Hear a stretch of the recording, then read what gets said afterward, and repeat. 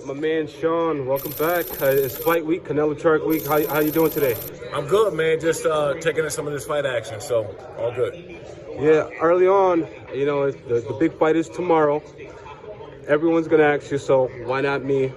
Who do you like in this fight between Canelo? I like Canelo, man. I just sometimes as a fighter, when you got momentum and you're at the top of your game, you're at a whole nother level. You got a long period of time before you drop off, or somebody actually gonna really be able to compete with you.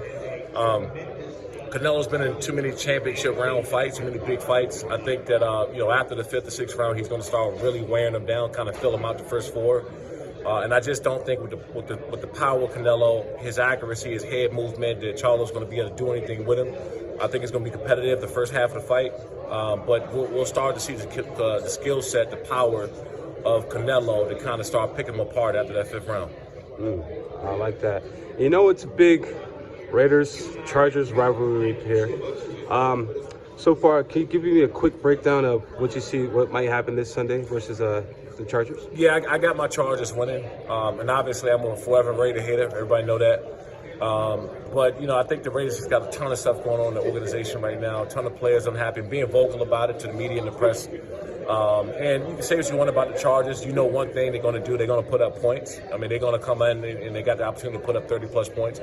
And the defense, they go in with the mindset to start fast and kind of put the stamp on it early on.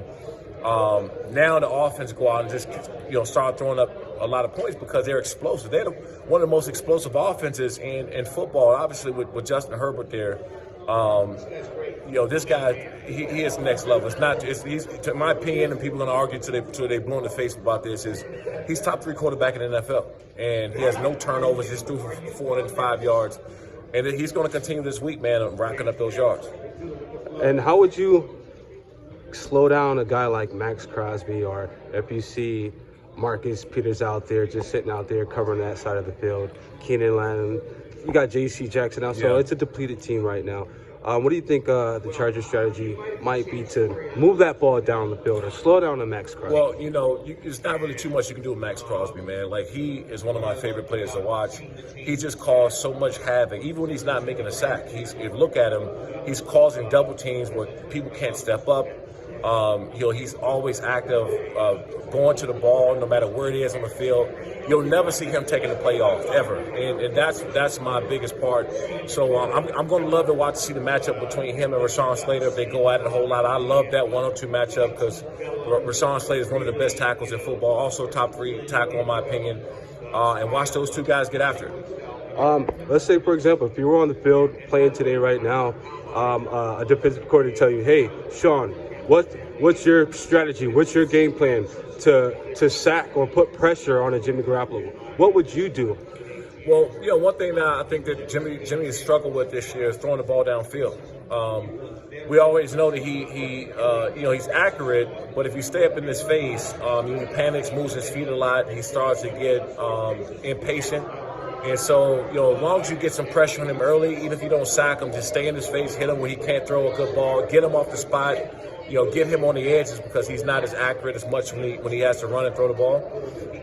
And then also, too, man, it's they just got a ton of stuff going on right now. And when you got a team with a lot of turmoil, it's the best time to strike. So I think they're going into this game, man. I don't know how focused they are to get ready for the Chargers. All right, and 2 more questions for you. I know you're busy. It's a very busy day for you. Obviously, with the current situation with the Raiders and Chandler Jones being arrested as of last night in Las Vegas, what advice would you offer up to him, just from a personal and professional standpoint, whether it's because some fans tend to take, things overboard. This is a real man, a real life, real situation. And, just tell him, hey, take some time away from the team and things along those lines. Yeah, man, anybody that's going through something like that, you're praying for them. You're hoping that the best in their situation, that they get close to the people around them. I hate the fact that, the social media and people got access to put things out while somebody's going through a mental health crisis or they're going through problems, because it's just not a good look. It just adds, gas on the fire. So I'm hoping the best for that dude, man. He had an awesome career. He has, put up sack numbers. He's done great things. And at that time you start worrying about somebody's football capabilities and their health, mental health, their emotional health, and get away from a little bit. and get that right before you even think about coming back and playing. Amen to that. And lastly, Long Beach, California. Here you got a big fight coming up. Can you tell us about it? Yep, big fight, Lights Out Extreme fight in 11. We'll be in Long Beach, California next weekend, October 7th. Get your tickets at lightsoutxcept.com. But this is our biggest card yet. We got Alvin Morales headlining with Musa Taliver. I've trained, I've sparred with both of these guys. I know that there's bad blood there. Albert had a short stint in the UFC for some time too. Tommy Aaron, who's Tony Ferguson's guy. I think Tony Ferguson will be back at our fights again. So we just have these next up. AJ Hodgkins, man. He's on our amateur card, but he played linebacker at Oregon. And we've had 3 or 4 guys to pull out because nobody wanted to fight him. So, I'm working on transitioning some more of these former football players, these athletes, over to Lights Out Extreme fighting. But do not miss this one, man. We got a big one to be live on Fubo TV, Fubo Sports. If you guys don't have Fubo, make sure you get it. We have the next up-and-coming superstars. To add to that, actually, you yourself, obviously, you got Max Crosby training in combat sports and boxing. You see a lot of guys do that right now. We know for like hand and movement, to improve their footwork and hand on the field, right? But how important is it for NFL players to transition to combat sports and come over? You think there's something you can develop once players retire, or whatnot? Look, everybody's not going to have a 10-plus year career. It's just, even me, I played almost 8, 9 years, so my career was cut short. I was 28, so we have a lot of these younger guys that may not have an opportunity to play in the NFL. That want to. Maybe they had an injury, maybe they got cut, maybe they can't get back onto the team. And so what I'm finding out is most of these guys are still ready, physically active. And so once they pick up the skill and start training with some qualified, guys that have been in MMA for a long time, they pick it up very fast.